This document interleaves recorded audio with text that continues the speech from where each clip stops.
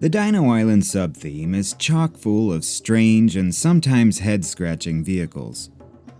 Whether they be standalone sets or included with other builds, I'm often left wondering if just a few more design passes should have been considered. But fortunately, today's subject is all but devoid of the zany qualities sometimes found in its peers, and it just happens to be my favorite land vehicle on Dino Island.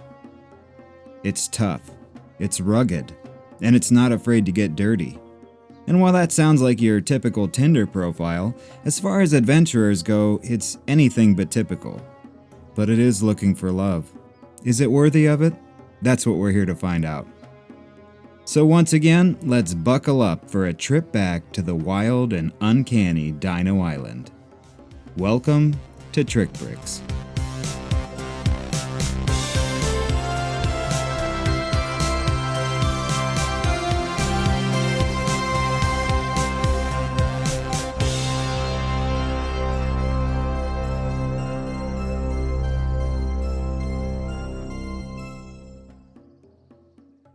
Hello again, everyone. I'm Jamie. Today, we're going to rejoin everyone's favorite treasure hunter turned dino researcher as we continue Season 3 of the Adventurers Retrospective.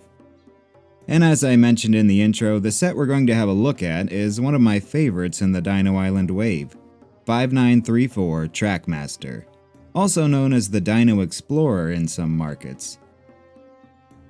Released in the year 2000, it contains 88 pieces, 2 minifigures, and originally retailed for $15 US. Today, that would be about $28. The Adventurers theme as a whole has absolutely no shortage of land vehicles, 24 in fact, counting side builds and mini-sets. And it takes something unique to stand out from that crowd. I believe the Trackmaster does just that. And I know it may come across as a slap in the face to Dino Island, but one thing I love about this is that it doesn't have to be a Dino Island vehicle. Much like the fantastic Island Hopper we looked at last time, I could see the Trackmaster being used for all kinds of adventures all over the world. A quick look at the box shows us that this is truly an all-terrain vehicle, as Johnny careens through this stream in an apparent effort to evade a pterosaur. The back of the box showcases a few alt builds that don't really do much for me, although I do like the way these treads look with the elevated center wheel. The instructions feature the same images, but do also include the dino stats seen in most of these sets. Feel free to hit pause for some edutainment. Although dinosaur quote-unquote facts seem to be in constant flux, so these probably won't help you pass your paleontology exams. Reminiscent of an old-fashioned bulldozer, stay tuned for a fun mod in that vein, the obvious defining feature here is the tracked wheels. These work great, and are perfect for traversing just about any terrain Johnny and the gang may find themselves in. I like the actual rubber tracks so much better than the hard plastic ones seen on more modern builds. They just work and look better in my opinion, and don't need cheater wheels in order to function as they should. Up front, we've got the grille element that was specifically developed for adventurers, first seen in the Egyptian sets, and it transitions seamlessly to these 2x2 rounded bricks to form a nice hood section. Some grille tiles on each side suggest an exhaust outlet. I think an actual stack would better serve this type of vehicle, so I've gone ahead and added my own, using a very simple design similar to those seen in some of the other Dino Island sets. I did need to swap out a few bricks here, but no big deal, and I like it. Quite a bit, actually. A single bar plate makes up the tiny bumper, and beneath that we'll see that the chassis is sloped upward at the front. This not only looks better than flat bricks would, it also helps Johnny to not get hung up on rocks and stumps while tearing across the rough terrain of the island. And if you've got a few spare parts on hand, this bar plate is perfect for attaching a custom blade for clearing out dig sites, really giving it the old school bulldozer feel. The cab section and windshield are two more pieces initially designed for the Egyptian sets.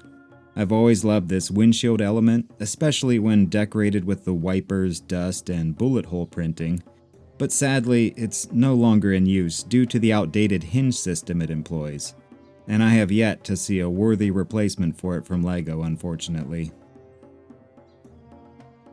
The cab has been featured quite a few times before in this retrospective series, and the ability to seat two minifigures side by side in this small space is something I'll always love. A steering wheel and a familiar old printed tile finish off the interior detail. If you'd like, adding a shifter is an easy upgrade to this space, or you could get real fancy and replace the steering wheel with two steering levers, which is a bit more realistic for this type of vehicle. That brings us to the rear cargo section, where we'll find this bed that just happens to perfectly cradle one of these crates. But an empty crate isn't very exciting, so let's see what we can fill it up with. Adventurers was always pretty generous with the accessories, and this set is no exception. Here, we get a wrench, a hammer, a shovel, a cup, binoculars, and of course, a rifle, just in case. Let's just hope Nick Van Owen doesn't steal the ammo and condemn dozens of people to death in the name of conservation. Oh wait, that's a different story. The rear of the vehicle ends kind of abruptly here. The size of the tracks necessitate this wheel spacing and therefore the placement of these Technic pin bricks, but I would have liked to have seen some kind of detail or shaping back here. I've come up with two options. First, you could add a few studs to the rear and mirror the slope design from the front. This can either be done by attaching a 2x6 plate like I've done, or you could go crazy and replace this original 6x14 for a 6x16 for durability's sake. Either way, this gives you a bit more cargo space, which is always a good thing.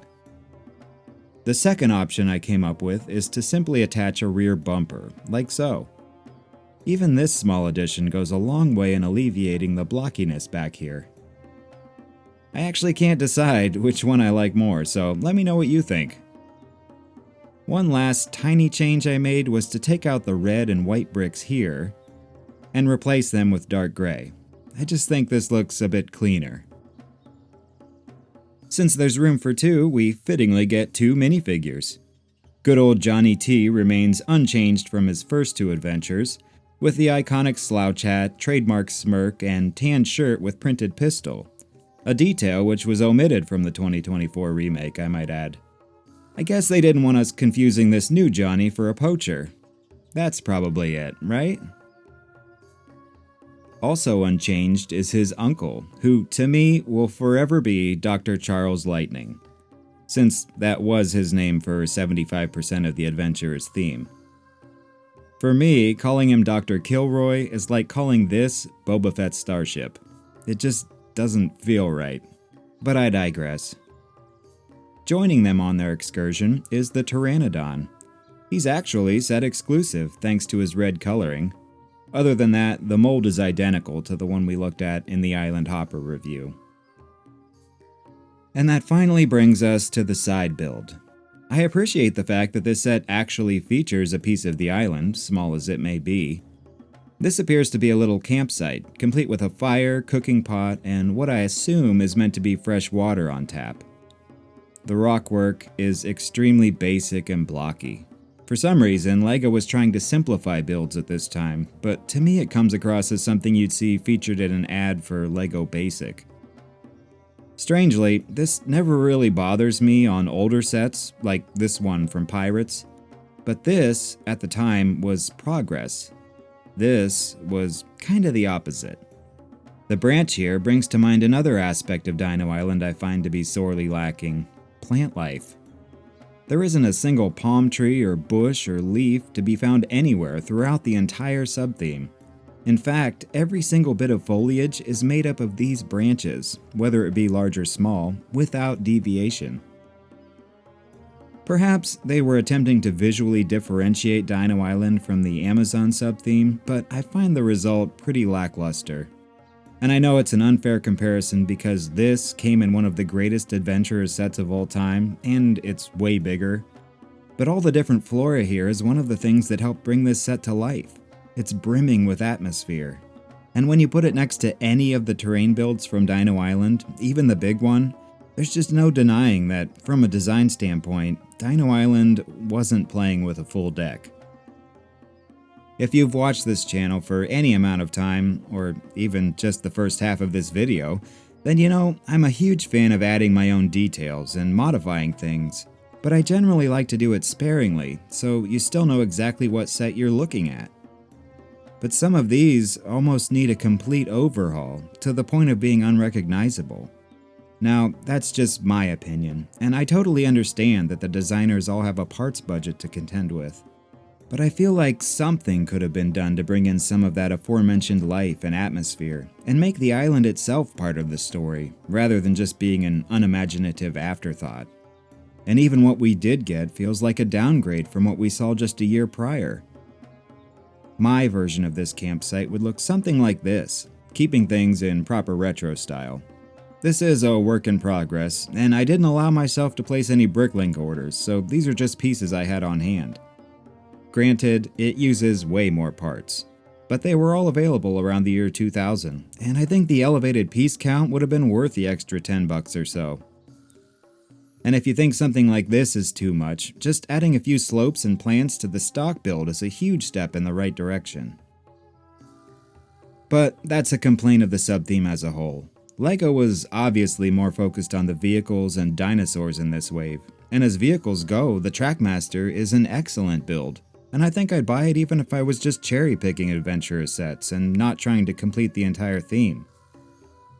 I don't think it'll be in your top 5 of all time, but it's certainly a worthy addition to your collection. And if you'd like to give it a chance, you're in luck.